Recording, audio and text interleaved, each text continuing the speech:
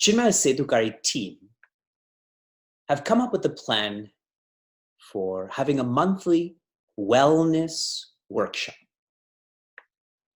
The Sanskrit word for wellness is swasti, S-V-A-S-T-I, and that's actually made up of su asti, which literally means well-being, but a more deep understanding is to be natural. And the most natural way to be is to be happy, right? The most unnatural way to be is to be unhappy. And these are workshops. Workshops require everyone to work. And a great way to facilitate a workshop is peer-to-peer mentorship, where someone knows a little bit more than someone else, and they can guide them through how to be healthier, how to be happier. We began our wellness workshops in November. In December, Kirmika and Sumanji had shared thoughts on building resiliency through self-compassion. All these subjects are important. The idea of self-compassion, in Vedanta we tend to use the word or phrase self-forgiveness, is most important. Because when it comes to self-development, there has to be self-criticism. If someone doesn't criticize themselves, we will always feel we're the best. That's overt egotism. But if you become too critical, then you stop growing too, right? It's like someone who lifts too much of weights, then they stunt their growth. So this balance of self-forgiveness is subtle, it's on a sliding scale, and lots needs to be thought about that. As you evolve, your self-forgiveness has to evolve too. In January, we began thinking about beyond bullying, and Parag and Shankarji had shared thoughts. And from a Vedantic perspective, a bully is one who deeply believes, feels separation. The more separate I feel from another person, the more there's a hierarchy, whether you're above and I'm below, or I'm above and you're below. And a bully may present themselves as being above, but really they feel below. And that's why they try to make everyone else feel lower than them, so as if they can feel higher. And we tend to use the wrong strategies in addressing this. We tend to isolate them. But it's a suppression. They have nowhere to go then, so they go deeper into that inferiority complex. All of these subjects are subtle, aren't they? They're complex. They're not black and white. And really anything in life is not so black and white. Yes? I used to quote from Swami Tejomayananda. Before parents have kids, they have many theories on raising kids and no kids. And fast forward some years, then they have many kids and no theories on raising kids. And I thought, well, that's an interesting quote, but it's amazing how accurate that is. I cannot endorse that statement more. It's complex.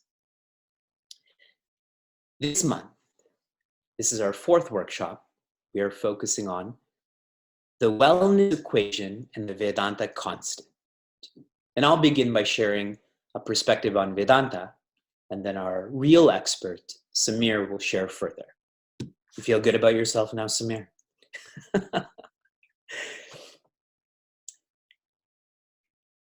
A lovely thought from our scriptures, which all of you should remember. Sharira madhyama kalu dharma sadhana. And I'll share it again more slowly. You'll think, yeah, we know that. We already have it in here. Sharira madhyama kalu dharma sadhana.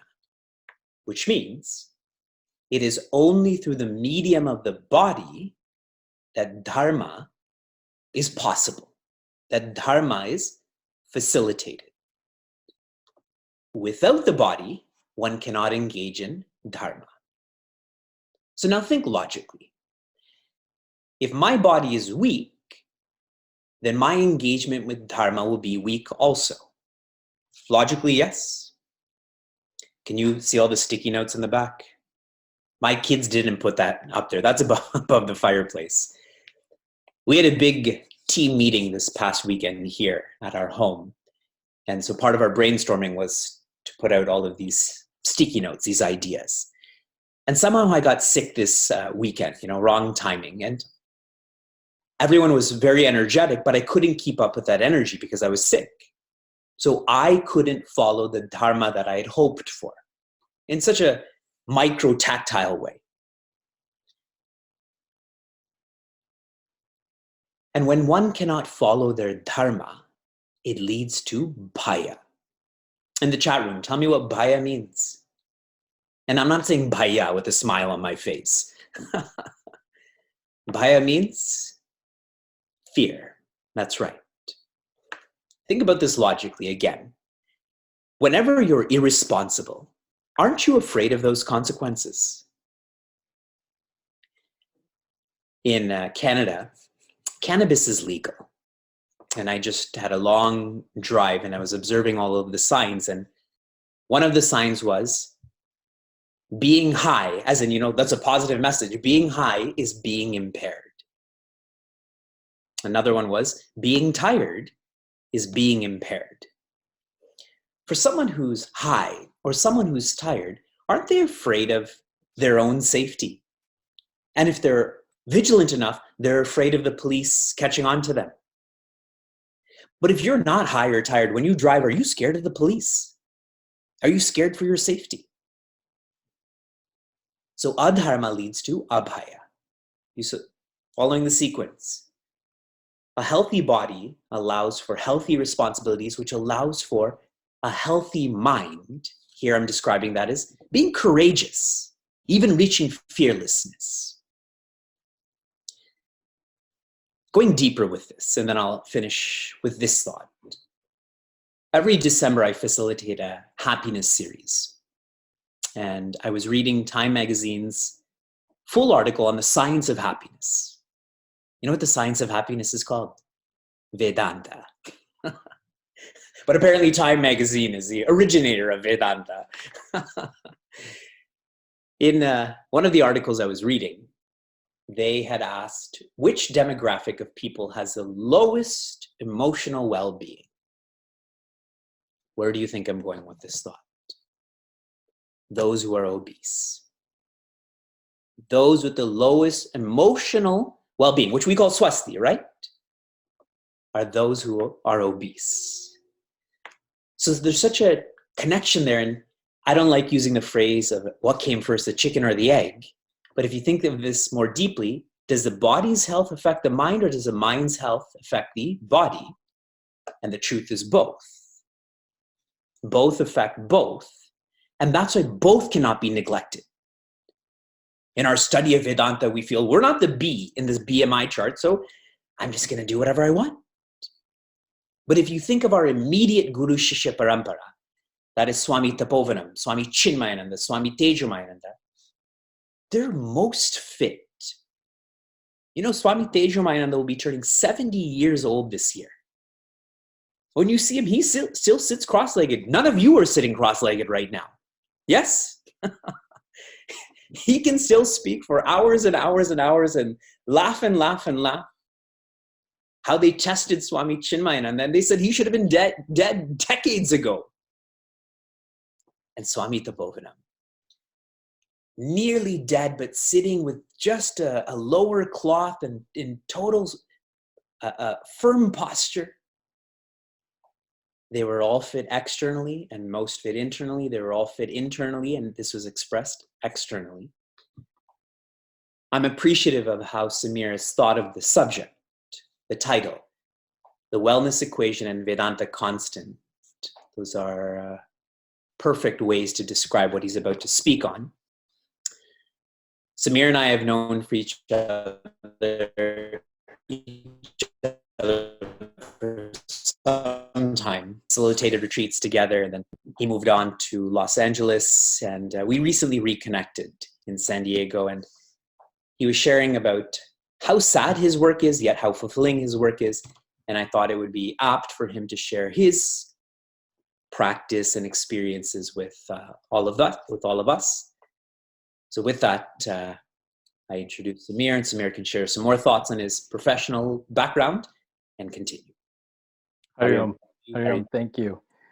So let me first start by, I'm going to start a timer because I want to make sure I don't take any more time than when I'm allotted. But let me first say that this is probably the most intimidating audience I've ever addressed, to have Acharyaji in the audience and to have so many of my peers who I've known for so many years and love and respect. It's a very different type of audience. I speak about this topic often to colleagues, but this is definitely very different. I feel very honored to be asked to talk on this subject. So let me first start with, for those of you who don't know me, what is my connection to both of these topics in terms of wellness and Vedanta? I would start with Vedanta. I went to Balvihar, Chinmaya Vivekji, and now I'm a Setukari. So obviously I've been connected to this subject for many years. In terms of wellness, I would say that I've struggled with my own weight since I was a child. Many of you have seen me kind of visibly struggle with that. I probably lost about somewhere between 20 and 30 pounds and maintained about 25-pound weight loss myself. And it's through that struggle that I experienced myself, I became very interested in my training in internal medicine, in obesity medicine in particular. And so I was fortunate enough to find a practice here in Southern California where I practice obesity medicine exclusively. And the majority of my practice is seeing patients before and after bariatric surgery. So for my own personal journey through my professional training and then now with my work, wellness is something that is very much tied to my everyday interaction with my patients and then obviously with myself. So I thought I would take you all through kind of my process of how I would see a patient or how I would treat a patient in my office. And then because obesity medicine is not a very common field. It's building, it's kind of growing. But I thought I'd share with you a little bit clinically how I approach a patient, and then also kind of thread it back to our values in Vedanta and kind of establish that connection, because that's how I think about it. It's hard for us to be connected to this knowledge and not really see the world with that perspective. So I'll start off with a case. So this is how we would present to colleagues in medicine. We start off with a case. So very typical patient coming into my office would be about 46 years old, female, about a BMI of 45 or 46. So put them about 250 pounds or so. So about 100 pounds overweight or 80 pounds overweight, pre-diabetic, somebody with osteoarthritis, meaning, arthritis in their knees. And this patient comes in saying, doctor, I really need to lose weight because of these medical conditions, but also I'm feeling like my confidence level is low, my self-esteem is low. I really want to do something about this.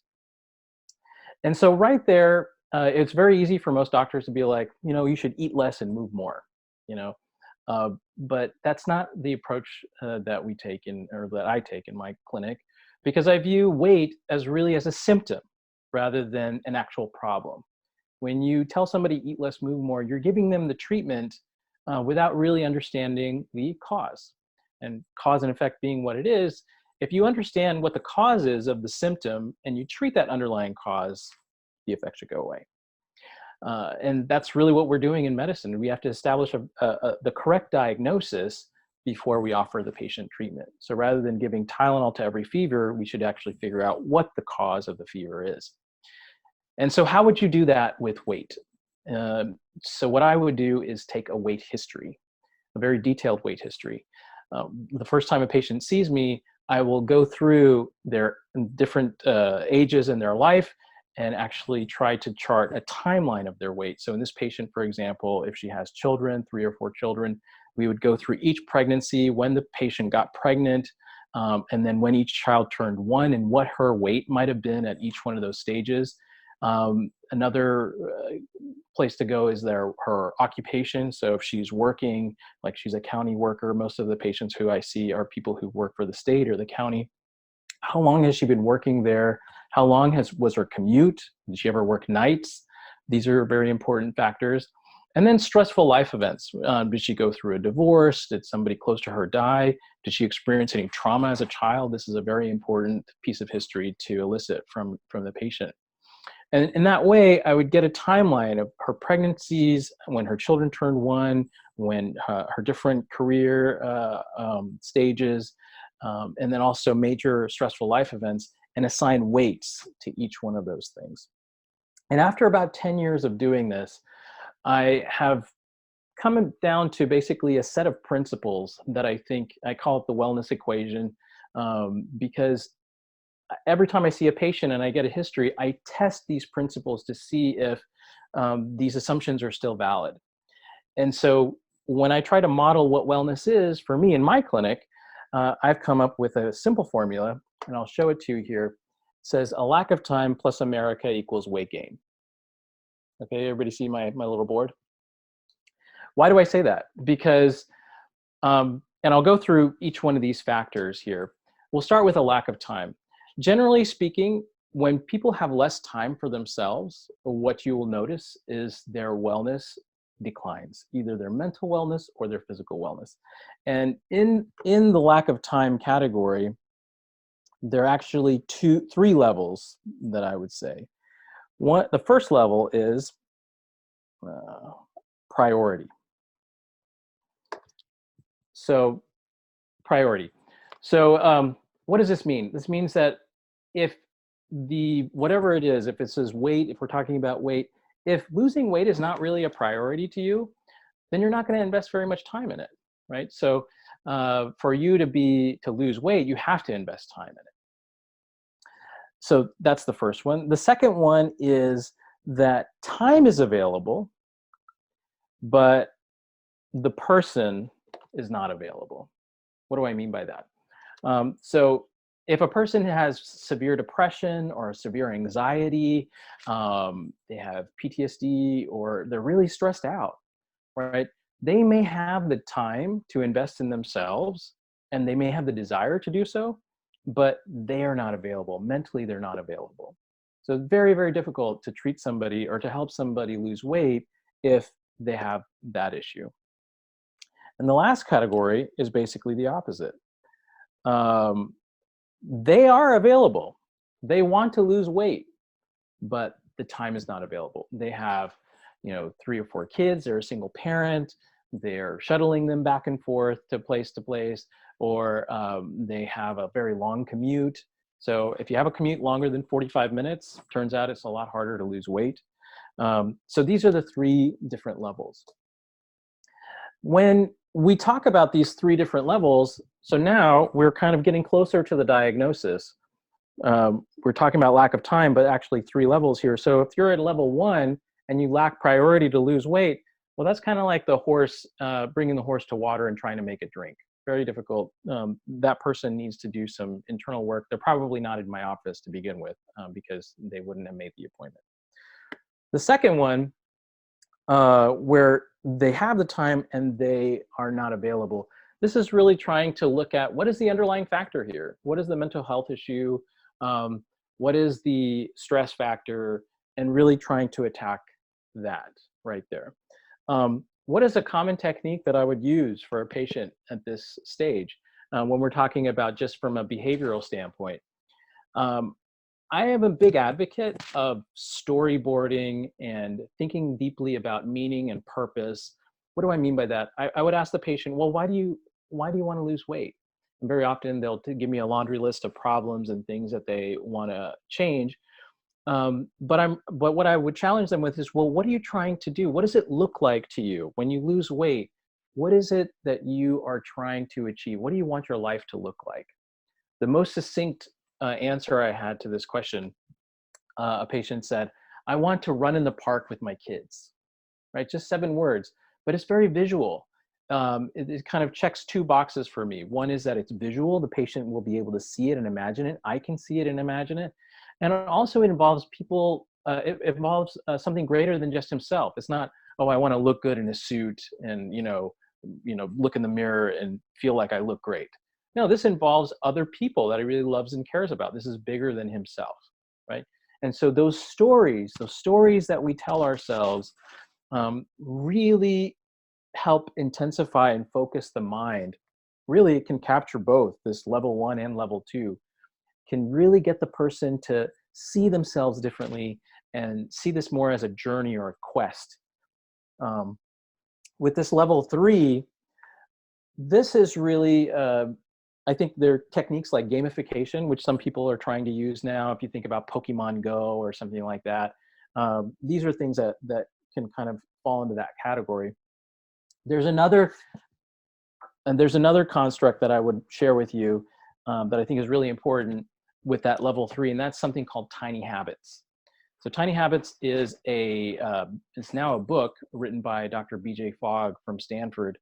And basically what he talks about is what is behavior? So he says behavior is equal to 3 things. Behavior is equal to when these 3 things happen, behavior happens: motivation, ability, and prompt. And so how does he define that that relationship?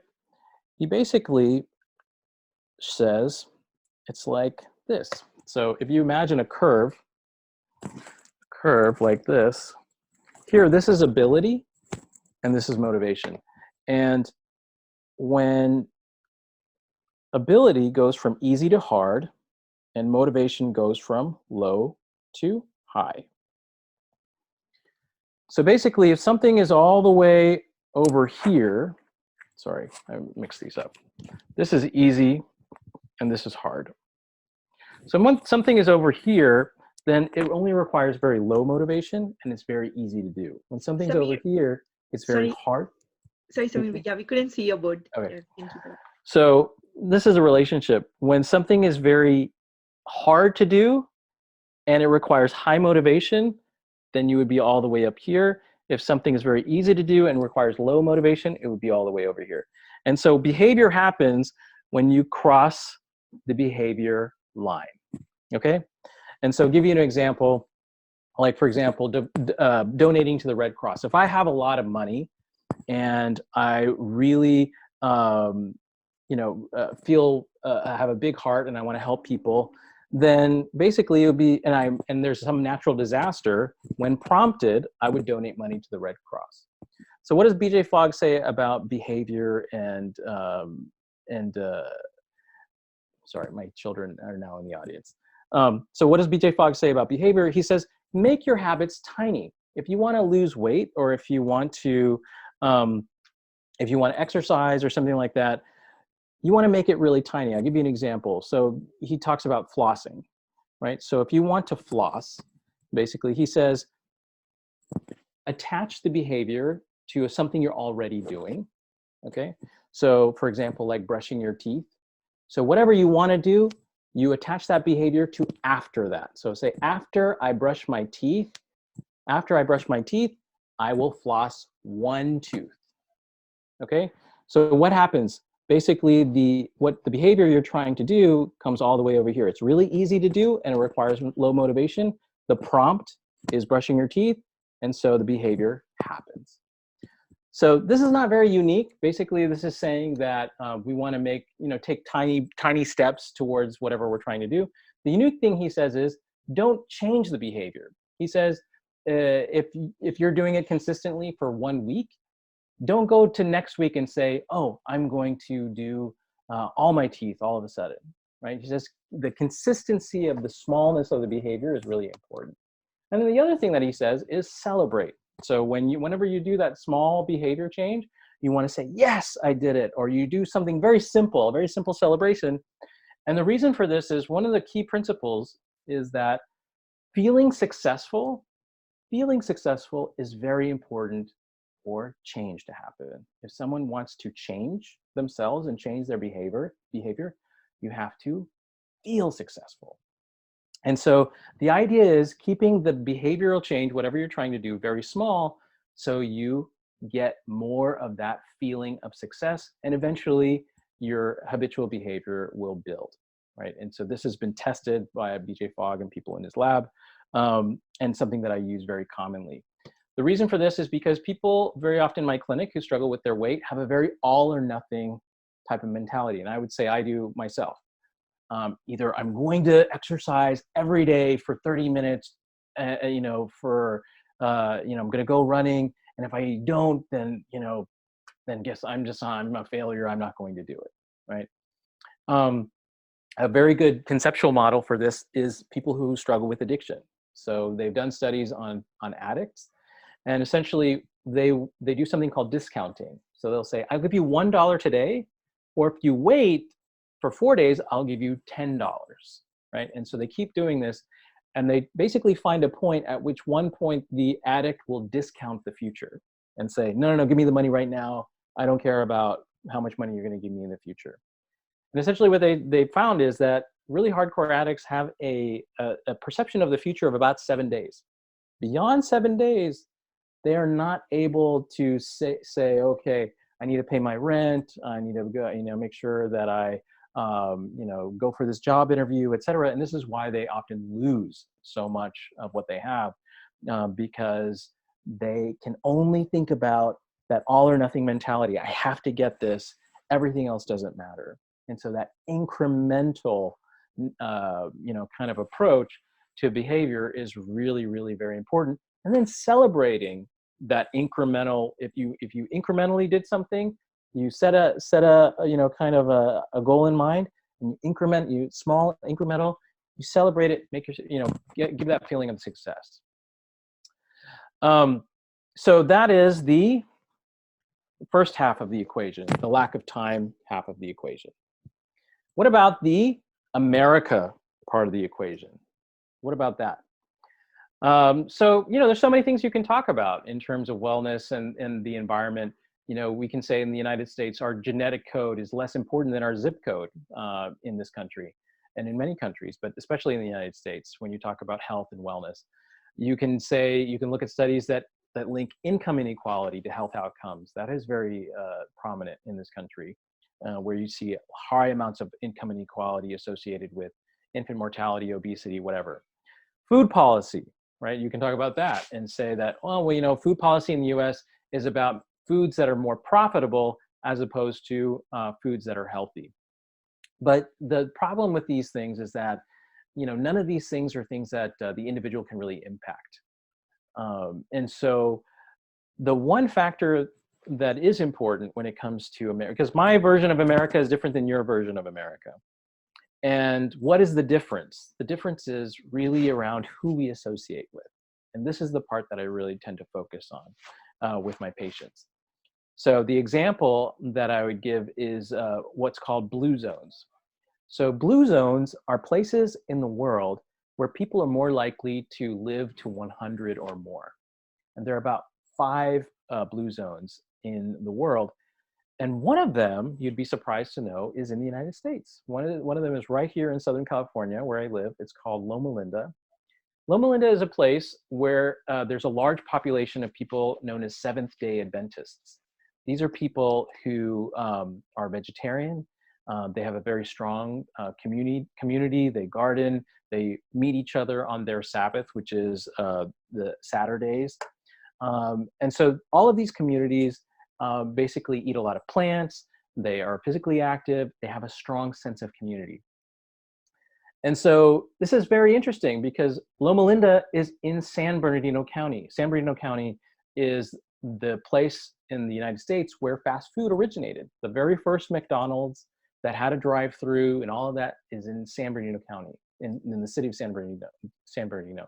Loma Linda exists right there in that environment, in that zip code. But it is the culture of that place that distinguishes it from the environment around. And so this is that idea of who you associate with. Who you associate with really matters when it comes to wellness. And if you live in one of these areas that has high prevalence of obesity, then why not think about America 2.0? Changing your version of America, that is something that you have impact on, that you can actually influence who you're around. You may not influence food policy, you may not influence these other things, but you could potentially influence who you associate with. Today on npr.org, actually, they profiled a book on friendships. And the author basically did a lot of research on friendships and the impact of friendships on health. This is a very, very interesting field in medicine. There's actually a lot of interesting work coming out on loneliness. So many of you may have seen some articles about loneliness recently, that loneliness actually and its impact on mortality is higher than cigarette smoking. So our association, our connection with other people is heavily influential on our health. And this makes sense when you think about, in about 10,000 years, humans populated every ecology on this planet, from the Arctic to the South Pacific to deserts, and they didn't do it alone. They did it in association with groups of about 150 people or less. And there's a lot that we can talk about regarding that. So a lack of time plus America equals weight gain. This is the formula. When we're talking about lack of time, we're talking about priority. We're talking about, are you available mentally for the health behaviors that are important? And then third, are you making the best use of your time when it comes to investing in your own behaviors, health behaviors, and then the environment around you? Who are we associating with? Because all of these things really ultimately influence our weight and wellness. And essentially, when I treat a patient, when I do that weight history, I'm looking at both of these factors.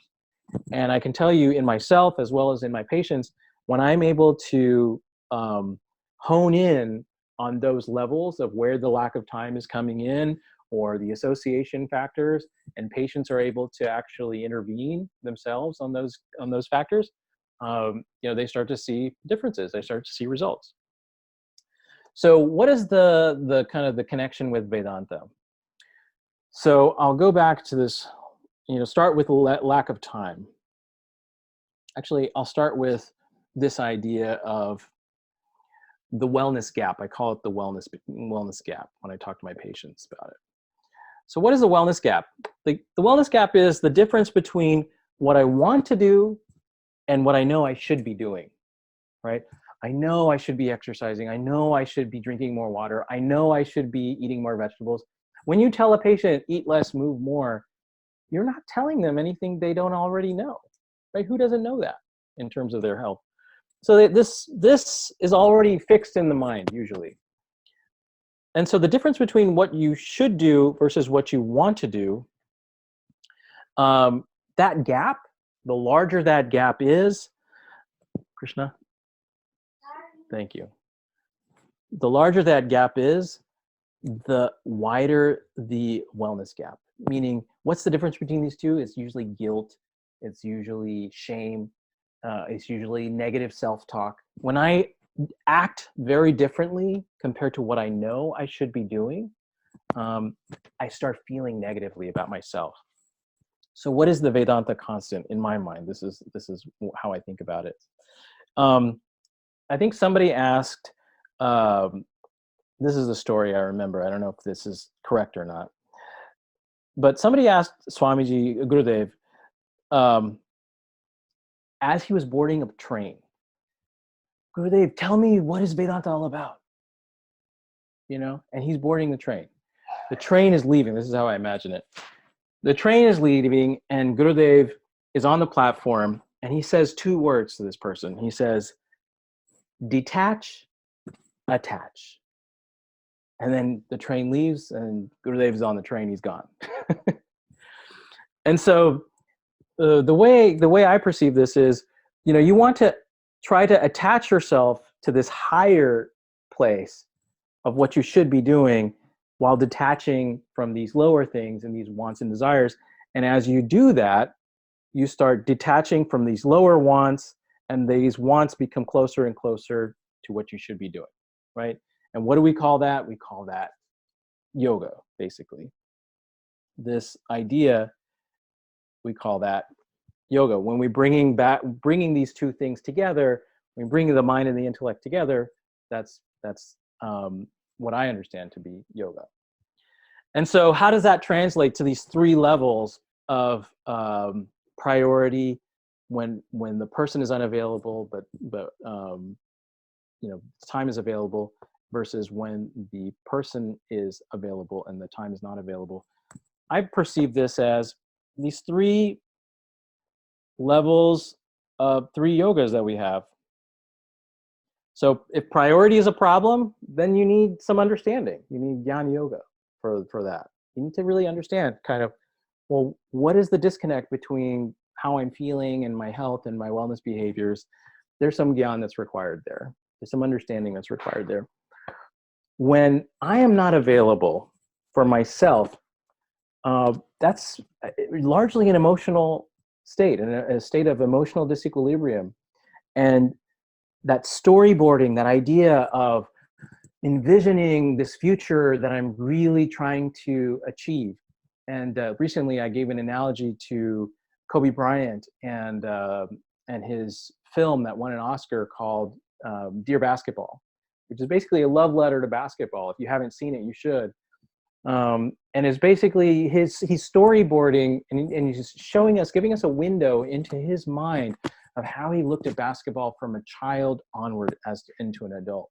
And you can tell that storyboard of him being a basketball player very much created this basketball bhakti for him that really drove him to achieving something probably beyond what he normally would be able to. And the last one of not having time, but I have time. I'm available myself. My mind is there, but I don't have the time. This is kind of a karma yoga idea. This idea of the happy warrior, really breaking up your work rather than thinking about the results. Did I achieve the result? Did I not achieve the result? If I didn't achieve the result, I'm a failure. If I did, then I'm the best. Karma yoga is the opposite of that, right? So that's how I envision this.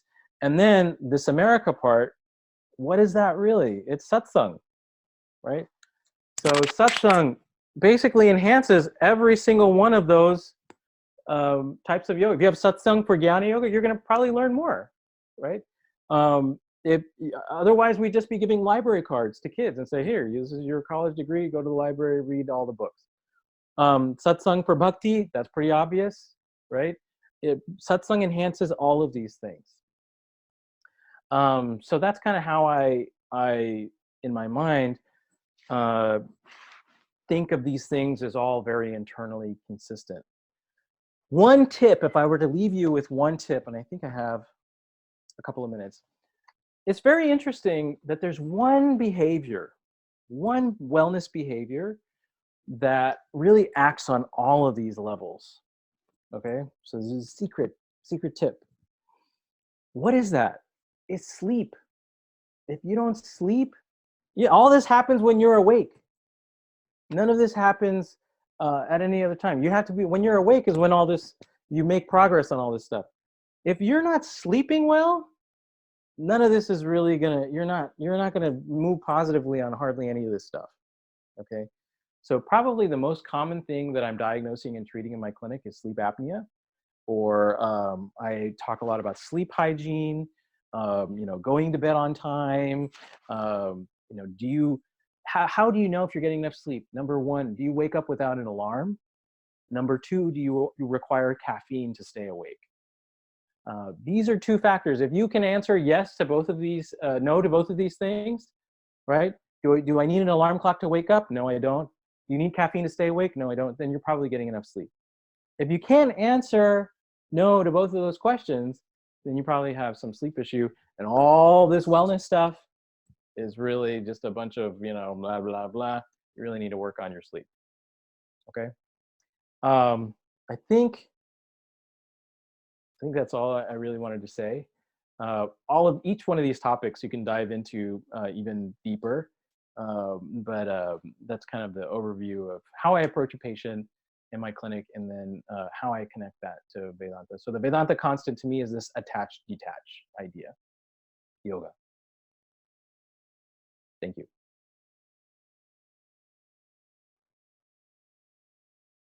Did everybody hear me? Okay, good. Because I can't hear anybody now. I think this is for Q&A time, or no? Should I? Yes. Yes. If someone has questions and stuff, they can definitely ask. Okay.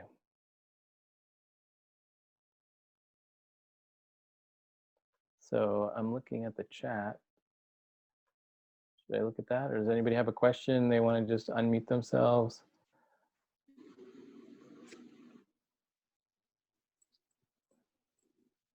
Okay.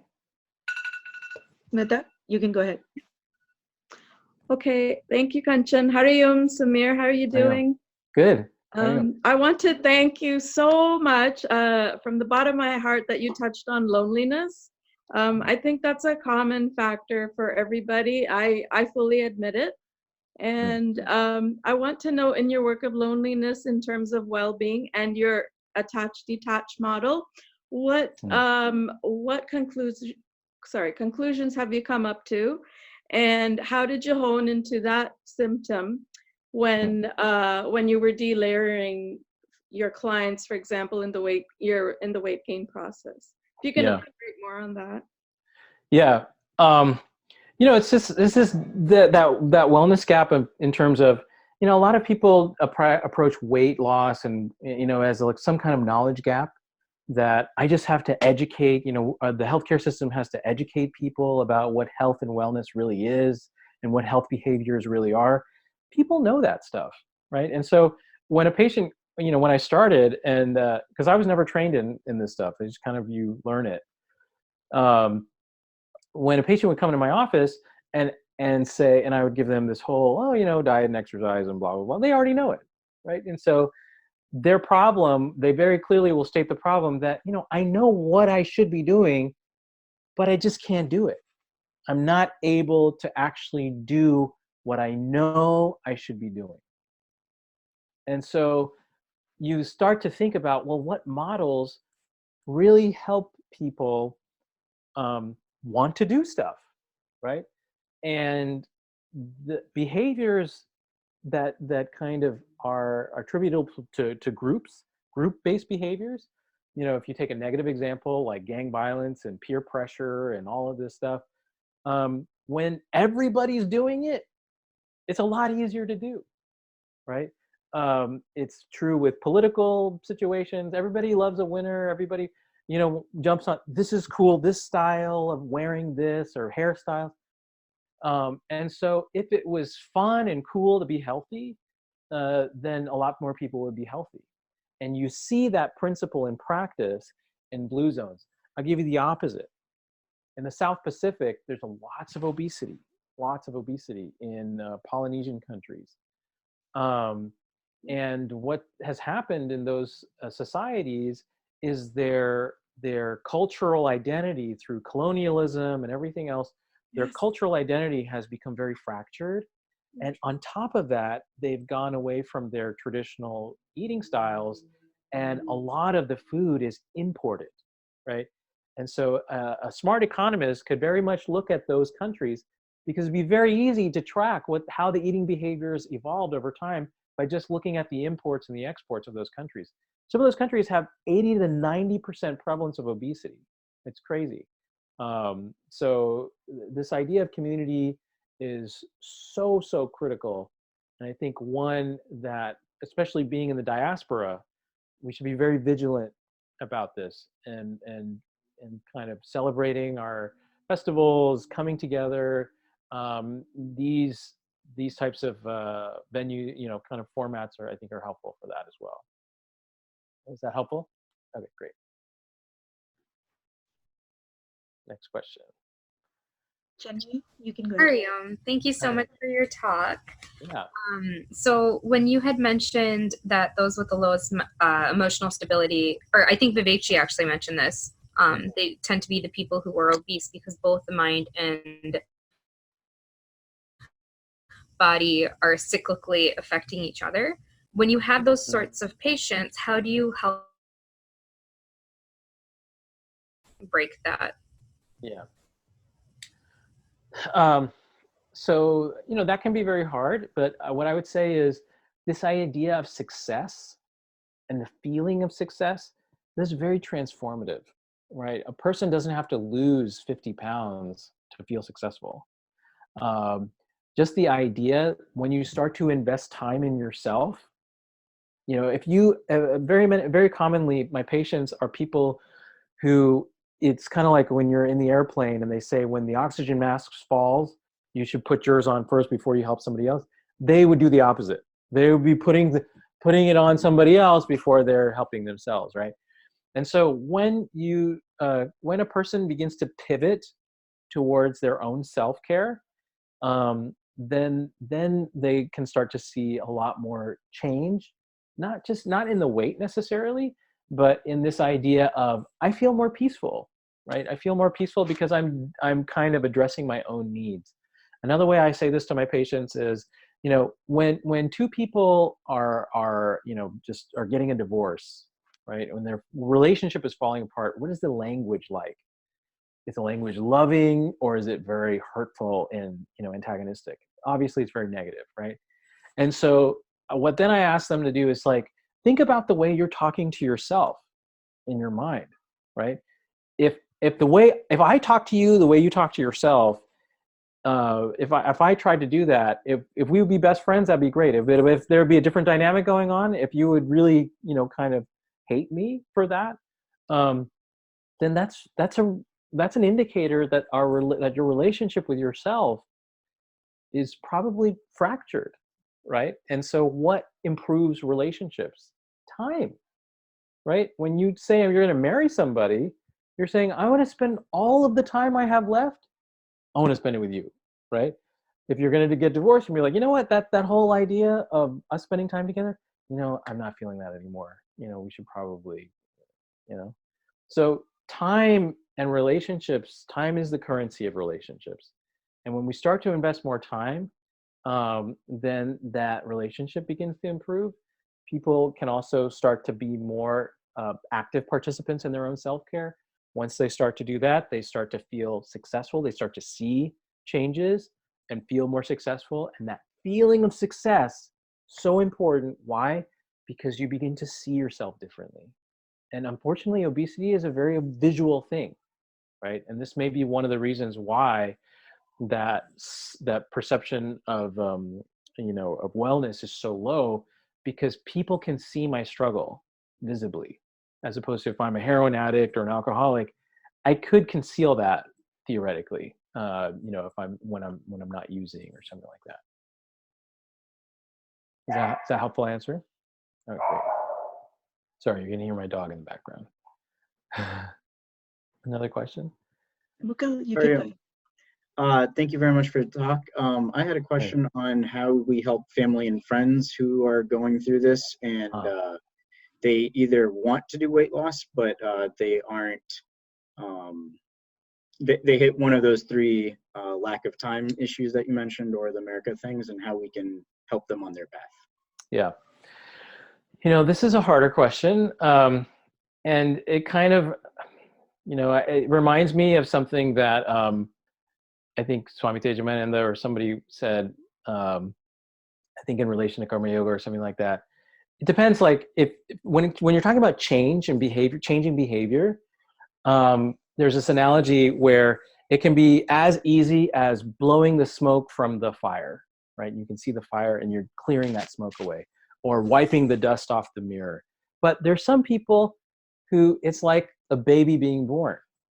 And for some people, you know, you want to see the baby born, right? You want to see your child, hold your child in your arms, but you have to wait 10 months. And you can't make that transformation happen earlier. And for some people, you know, they have to come to that realization on their own. It's often counterproductive if the person doesn't have that kind of commitment to wanting to make the change. Your question was, well, what if they want to make a change, but they don't necessarily know what to do? I think thinking about it in terms of those levels, right? So if they're available for themselves or mentally unavailable for themselves, then really thinking about, well, am I contributing to their stress? Am I taking some of their time away from them? Sometimes people just need to hear, hey, you're important. You're an important part of my life. I want you to be a healthy and vibrant part of my life. And if there's anything I can do to help you invest more time in yourself, I'm there for you. You know, that's a very useful thing, because ultimately it's that investment of time that's really required. And if you're part of their community, if you're part of their inner circle, then you're part of that, you know, who they're associating with. That can be very beneficial, that you give them that positive message that, you know, if you need help, take some of my time. Can I take something off of your plate so that you can, you know, you can be more active in your own self-care. So I think there was a question about the wintertime being a barrier to togetherness, detached more from our social and spiritual engagements. That has been the reason from a lot of weight gain. Is this belief correct? You know, I wouldn't attribute. I don't live in a cold place because I don't like that. I don't think we're genetically suited for that, but Vivekji would have a different perspective, obviously. You know, I don't know that that's necessarily true. You find obesity rates, if you wanted to look at this more macroscopically, you know, obesity rates don't vary by latitude necessarily. In fact, you find the concentration of obesity largely in the United States and southern states, where there's more poverty. So I wouldn't say that that's necessarily that, and if it were true, I would have included in my equation. At least tried to. Any other questions? I don't know if I missed any in the chat. There was one earlier that says, from Vanita, what about attributes such as hormones or mental health, etc.? Yeah. I'm presuming in reference in general to your subject. Yeah. So, you know, hormones are very interesting. Very often I have patients come in and say, you know, check my thyroid, check my other hormones and everything else. And again, I really haven't found a very close relationship with hormones and weight, given that I pretty much all my patients are, you know, have significant problems with weight. I've probably, you know, in the last 10 years found 2 patients who really had a significant hormonal imbalance that drove a lot of their weight gain.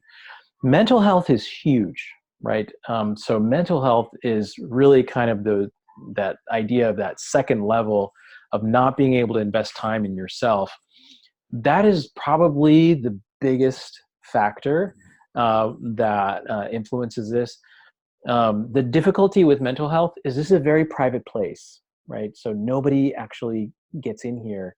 And so for someone to struggle with mental health issues, it's almost as if, you know, they're the patient, but they're also the physician. And so you can imagine, because it's their thoughts, right? And there's only so much the medications and therapists and everything can do. Ultimately, the person has to do some of the work as well on themselves.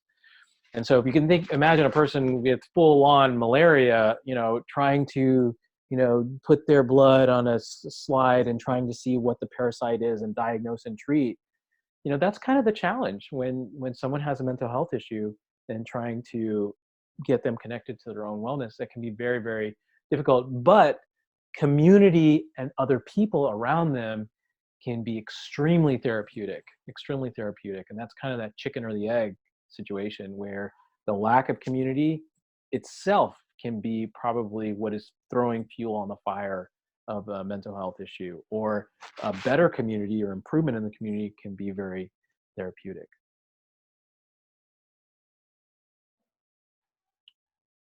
Any more questions? Did I miss any other ones? I can talk about this for days. So I mean, when Vivekji says that I got time to talk about these things, I definitely have the time. There are 2 other questions. One from Shilpa. It's weight can be a very vulnerable thing for patients to talk about with others. Would you share your experience and how do you promote satsanga? Yeah. Weight bias is is a real thing. So people, you know, there are actually studies where they've looked at cancer screening in patients who struggle with obesity versus patients who don't. and differences there in terms of the prevalence of, for example, women getting pap smears or mammograms or colon cancer screening. So weight bias is a real thing, and not just in the healthcare community, but also in the workplace and amongst other people. So what can we do to kind of combat weight bias? Again,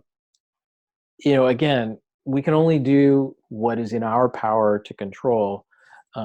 As someone in the healthcare system, one of the things I've been doing is, creating a survey for our patients and actually kind of creating a metric that my colleagues can actually see and say, look, this is what our patients are saying about how we approach patients of weight. In the WhatsApp group, I think there was some discussion about, weight is very stigmatizing, and it's just this BMI thing. It's not really, kind of calibrated to who I am, my age or my gender or my ethnicity. And that's all very true. So, I would say that weight bias is a real thing. What can we do about it? We can be more accepting of each other. And especially when people struggle with their weight, try to be more generous in terms of helping them, acknowledging that they have value, and helping them kind of invest more time in themselves if that's something that you have the power to do. There's another question. Yeah, two other questions. So just for everyone, it'll be better if you guys can raise your hand and we unmute you so you can personally ask your questions, and so we can interact directly with you. So next question is with Supriya. Can you speak a little about weight shaming? Yeah. So weight shaming can take a few different forms. Actually, one unexpected form is when somebody actually begins to invest time in themselves and actually loses weight. Their relationships can change both in the positive as well as the negative. Some people will associate, and this is very true when a person gets bariatric surgery, what they begin to notice is that people who they were very comfortable with and who they thought were their friends begin to change and actually not want to associate with them. So in some ways, you might even find that this person maybe felt better about themselves because they were, when they were around this other person who was heavier. So that's kind of like a very weird reverse weight shaming. But the other very common weight shaming is, making someone feel ashamed about their weight and wrongly thinking that is somehow going to make them want to change. And so if I'm talking to you like this, right? If I'm just this, I'm not, it doesn't even matter what I'm saying at this point, right? I'm just wagging my finger at you. Whatever I'm saying at this point, nobody really cares, right? Because this motion is not a behavior change tool. It doesn't make me suddenly feel like if I tell this to my kids, you better blah, blah, blah. They don't suddenly become these perfect people, right? And so this is a wrong notion that by trying to shame and blame somebody, that they're going to want to improve. That's not productive. If you want to read a book that is really good about that idea, I would say that you could read two books. One I really like is about how to talk to kids, so how to talk so kids will listen, how to listen so the kids will talk. This was the parenting workshop that we did. Very good. And then the other is How to Win Friends and Influence People. Both of these books are about how to talk to people in a way that is not going to kind of create this reactionary, defensive posture. So I like both of those. And it leverages a technique called motivational interviewing as well that we use in our clinic.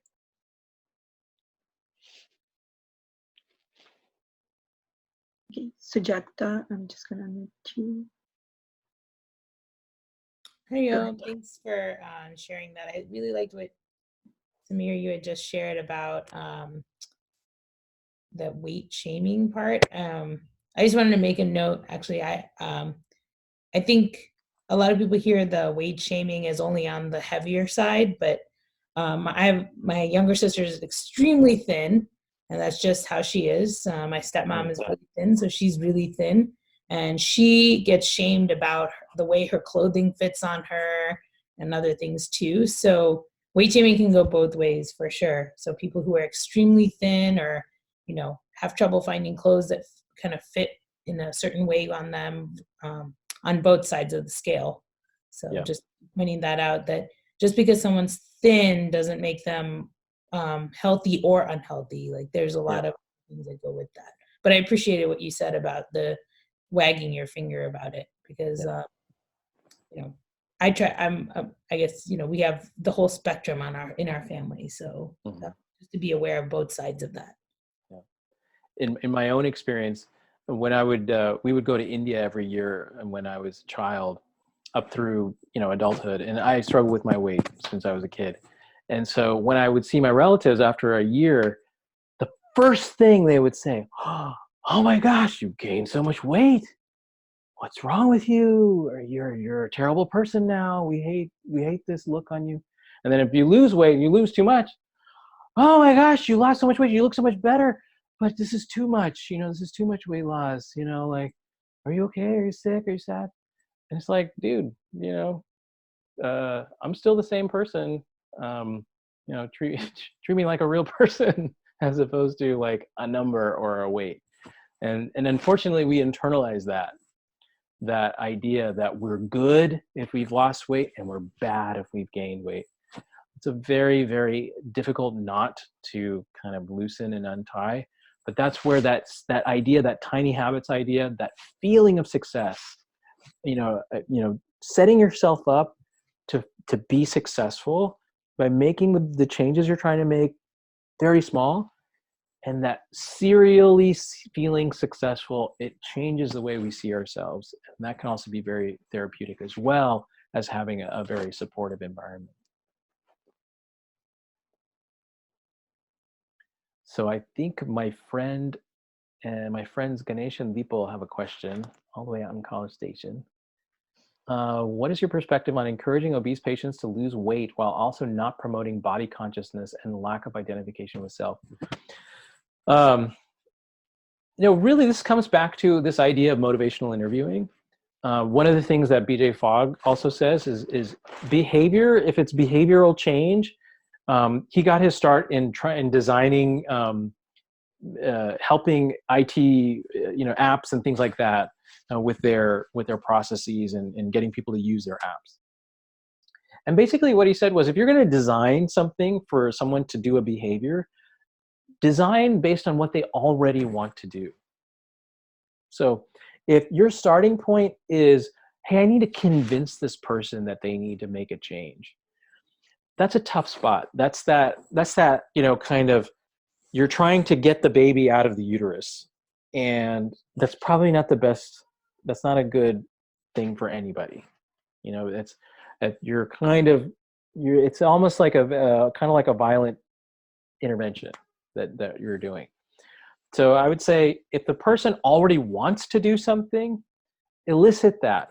You know, hey, you know, are you happy with where your health is right now? Or, you know, somehow if it comes up in conversation, if they volunteer that, explore that a little bit with them. But you definitely you want to stay away from this, you know, paternalistic kind of approach. You want to put that away, listen to what the person is really saying they want to do about themselves and their health, and, you know, start there and be very supportive and encouraging of that. It may not be exactly where you feel like they should start, but it would help them feel more successful, especially if it's something they already want to do. Can't make people want to do things that they don't already want to do. I think that's a big one that I've come to realize in this practice.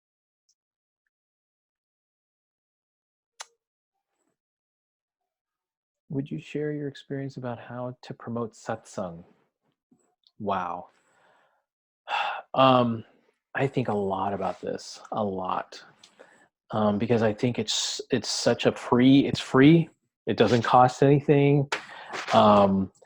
It's just about people coming together.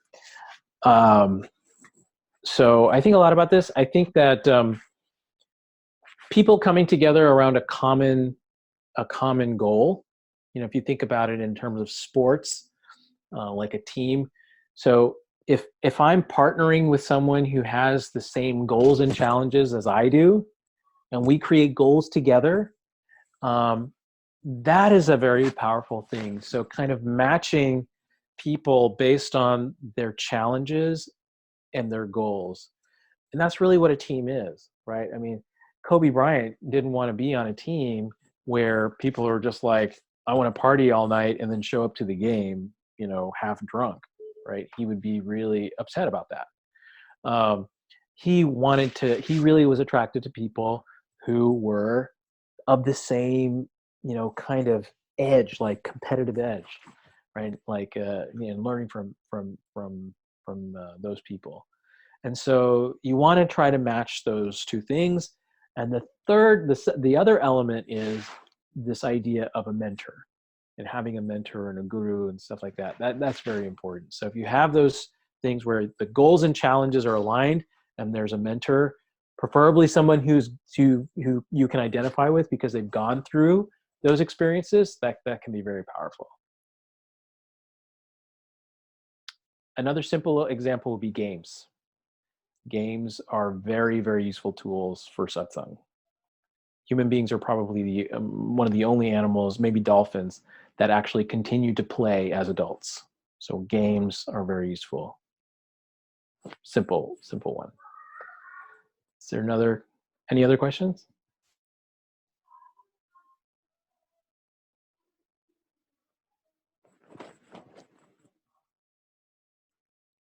I'm going to, are there any other, Kanchan? No, I think that's it. That's the last that I Okay. see. I guess Thank you, everyone. Thank you for your attention. Hopefully this was helpful. Hariom. Hariom Smear. A good night. Good night. Hariom.